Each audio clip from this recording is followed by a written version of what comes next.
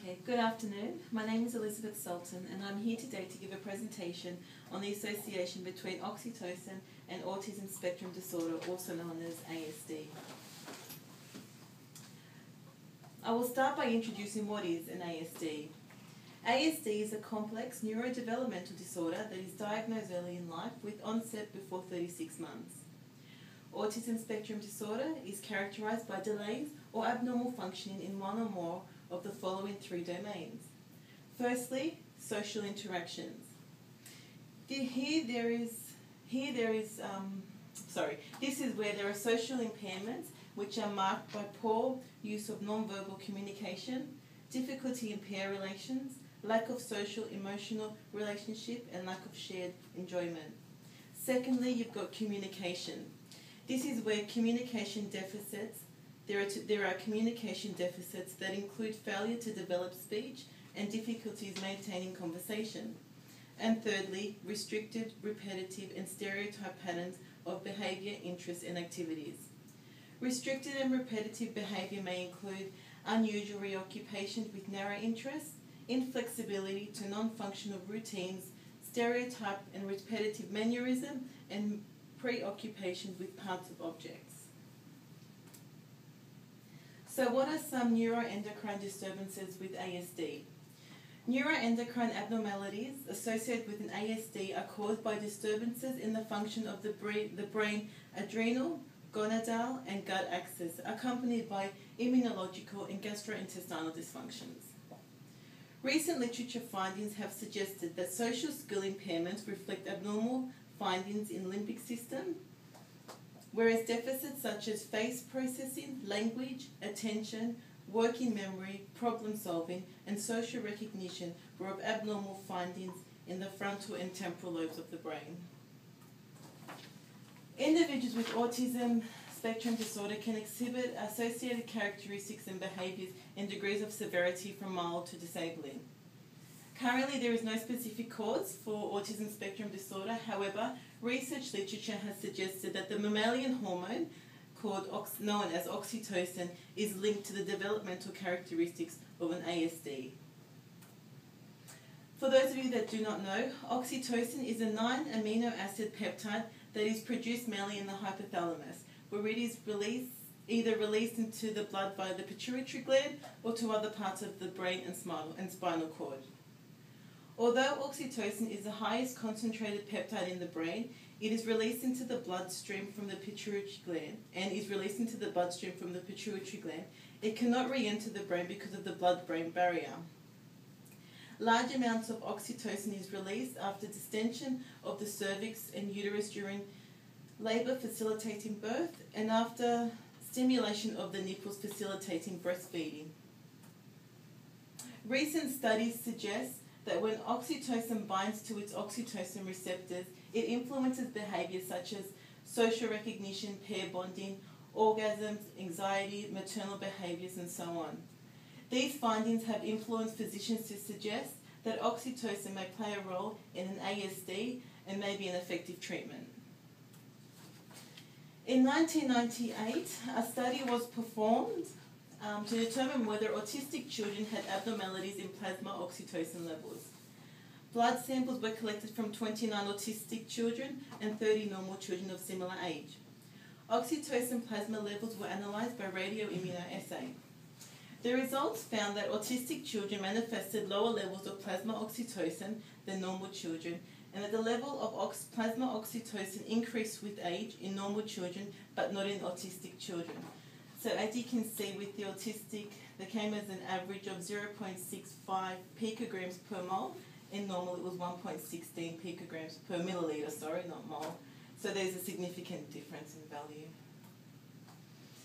So this study suggested that abnormalities in oxytocin may exist in the ASD. However, whether the levels of oxytocin detected in the bloodstream are reflective of a problem with oxytocin in the brain is still unclear.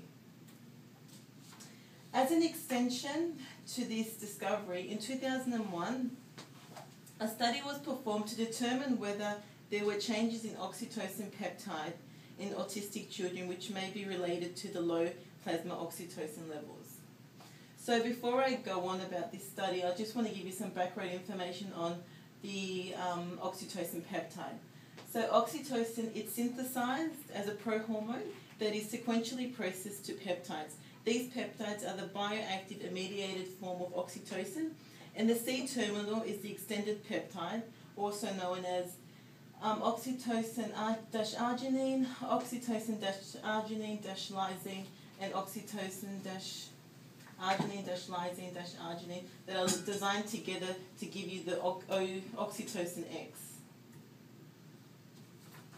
In this experiment, a group of 28 male individuals were diagnosed with an autistic disorder through observation and interview. They were compared with a group of 31 normal individuals that were age-matched.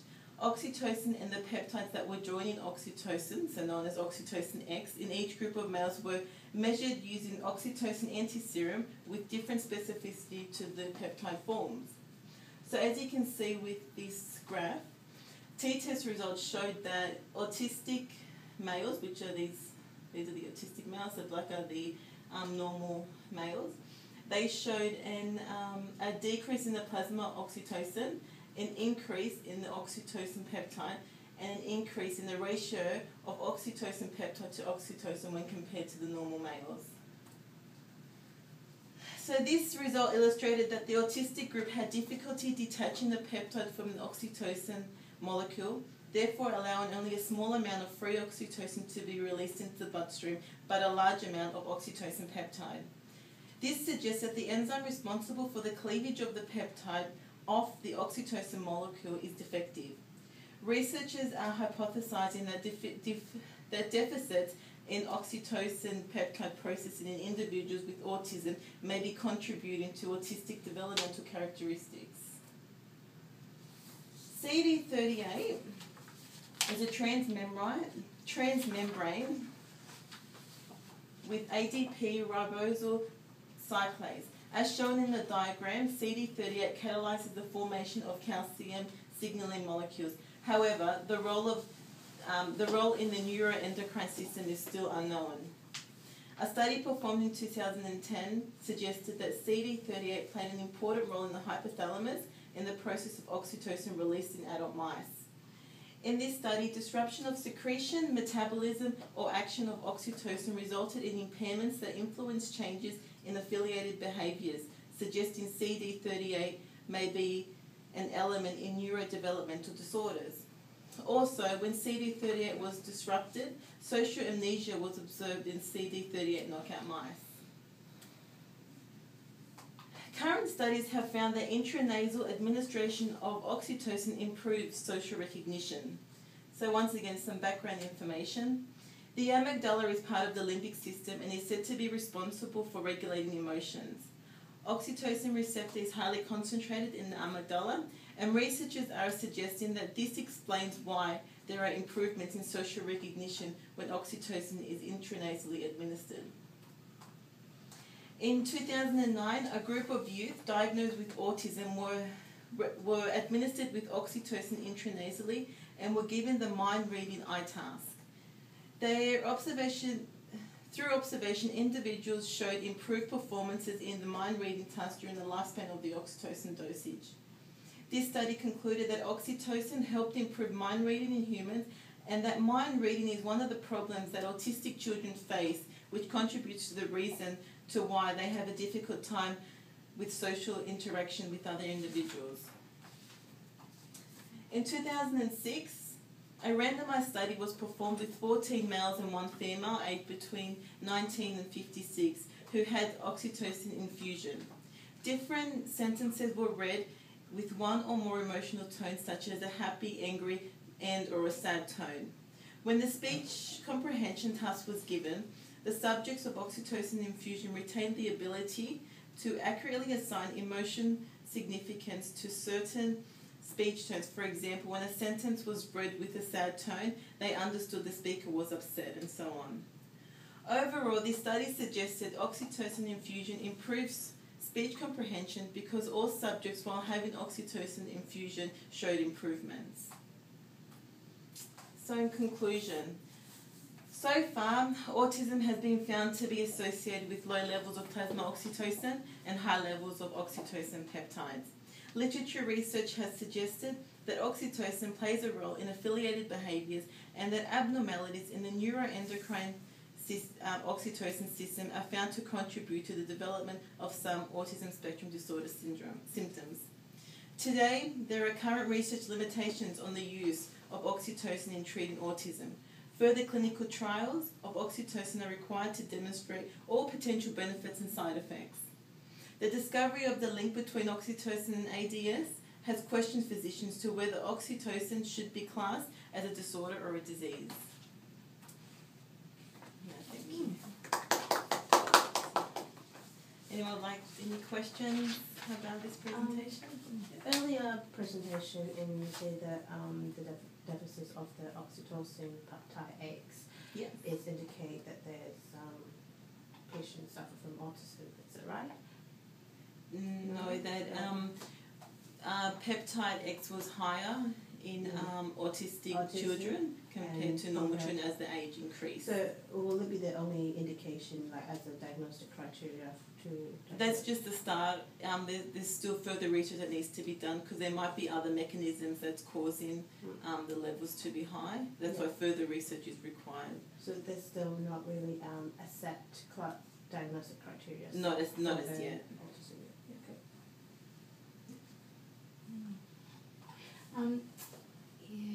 My question has two parts, A and a B. Part A, what country was this, or the main study, the largest one? In America.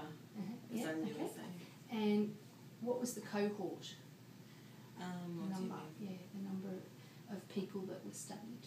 Oh, it was a smaller. It was 20. It was I think maximum 30 in one test.